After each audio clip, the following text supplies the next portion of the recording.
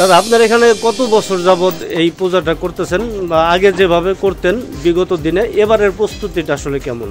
আগে বিগত দিনে অনেক আগে পূজা হয়েছে, মাঝখানে কিছু অফ ছিল। আমরা 15 বছর হয় মোটামুটি শুরু করছি। আমাদের পূজার কোনো সমস্যা এরকম হয় না। আগামী বছর যেরকম প্রস্তুতি ছিল এখনও সেরকম প্রস্তুতি নিয়ে আমরা পূজার আয়োজনটা করছি আর কি। আপনাদের এখানে আইন শৃঙ্খলার পরিস্থিতিটা কেমন? কোনো বিশৃঙ্খলার ওইরকম কোনো লক্ষণ আছে না? কিনা? না, এরকম কোনো লক্ষণ আমরা এখানে দেখি নেই। আর আমাদের এলাকার লোকজনও ভালো, সার্বিক সহযোগিতা সবাই আমাদের করে এবং বাজারে যারা আমাদের কমিটি আছে এরাও আমাদের সাথে মিলেমিশা পূজাটা সবাই আয়োজন করে। এখানে যারা অন্য ধর্মের বিশেষ করে মুসলিম ধর্মের যারা ভাই বন্ধু আছে তাদের কাছ থেকে আপনারা আসলে কি পরিমাণ সহযোগিতা পান? 100% সহযোগিতা পাই আমরা। এর ভিতরে আমাদের কোনো মানে কমতি নাই এবং ঘাটতি নেই, এই আর কি অবস্থা। অনেক জায়গায় একটু শোনা যায় যে আসলে বাংলাদেশে পূজা পার্বণ নিয়ে হিন্দুদের একটু সমস্যা, এ ধরনের আসলে কোনো অন্য জায়গা কোথায় হয় এটা আমি বলতে পারবো না ভাই। আমাদের এলাকায় মানে আমাদের বাজারে, বিশেষ করে আমাদের বাজারে কোনো সমস্যা নাই, এটাই আমি বলতে পারি আর নাকি ভাই। এই মানে একবারে সার্বজনীনভাবে শান্তি শৃঙ্খলাভাবে আমাদের পূজাটা সম্পূর্ণ। এই আসন্ন দুর্গা পূজা নিয়ে আপনাদের প্রস্তুতি কেমন বলেন তো? আপনি তো জিটকা বাজারের একজন ব্যবসায়ী। হ্যাঁ, আমার 40 বছরের ব্যবসায়িক ইতিহাস। এই বছরে মানুষের মনের শান্তির সাথে সব কিছুই করতেছে। আমি এই পর্যন্ত মানে আমার কাছে খুব ভালো লাগছে। এখন সামনের পূজাটুকু ভালো হইলে এটা বাংলাদেশ সরকারের নাম, তারপরে রাষ্ট্রের একটা সুনাম, এলাকার সুনাম।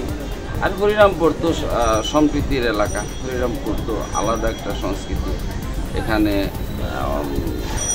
আমার এই বয়স পর্যন্ত আমি দেখিনি যে কোনো সাম্প্রদায়িক দাঙ্গা হইলো বা কথা হইলো। আমরা হিন্দু মানুষ, তারপরেও দেখা গেছে যে আমাকে টর্চারিং করে কেউ কোনো দিন কথা বলে না, বরং আমাকে সহানুভূতি পাইছি।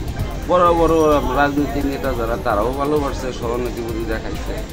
এখন এই পর্যন্ত আইছি। এখন সামনের পূজাটুকু যদি সুন্দর মতো হয় তাহলে এটি আমাকে বড় শান্তি। বিগত দিনের থেকে এবছরের পরিবেশ পরিস্থিতি কেমন মনে হইতেছে? এটা আমি বললাম, এবার এটা আমি আগে বলছি যে বছরটা পরিবেশটাই জানি কেমন ভালোর মতো লাগতেছে। এই ভালোটা কিন্তু অন্যান্য বছরে মানুষের কোনো সংশয় নাই। এই যে রাত্রি হয়ে গেছে, হিন্দু মেয়ে ছেলেরা বউরা তারা কেনাকাটা করে বাড়ি যেতেছে, এরকম আমি গত বছর বা তারা আগের কয়েক বছর আমি এগুলো দেখিনি যে বউরা রাত্রে কেনাকাটা করে আসে না। এবার কিন্তু আসতেছে।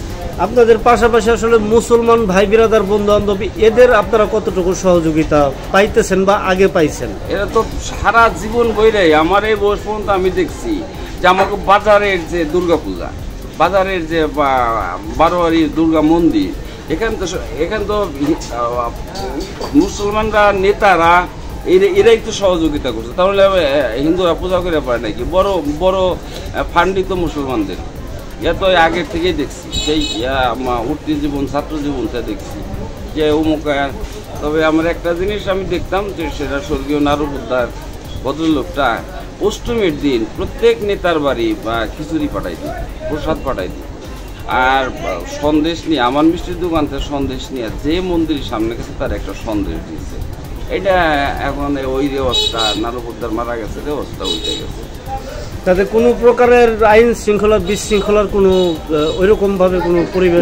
না, এরকম তো কোনো পরিবেশই দেখি না, পরিবেশ দেখি না। তাহলে আমি কেন মিথ্যা কথা বলবো? আমি সত্যটাই বলতেছি যে এখন বা এত রাত্রি হয়ে গেছে বা সন্ধ্যার পরে মেয়ে ছেলেরা সুন্দর করে কাপড় চোপড় কিনা বাড়ি যেতেছে, মেয়েরা বউরা, ঘরের বউরা, এরা তো রাত্রি করে আসারই কথা না।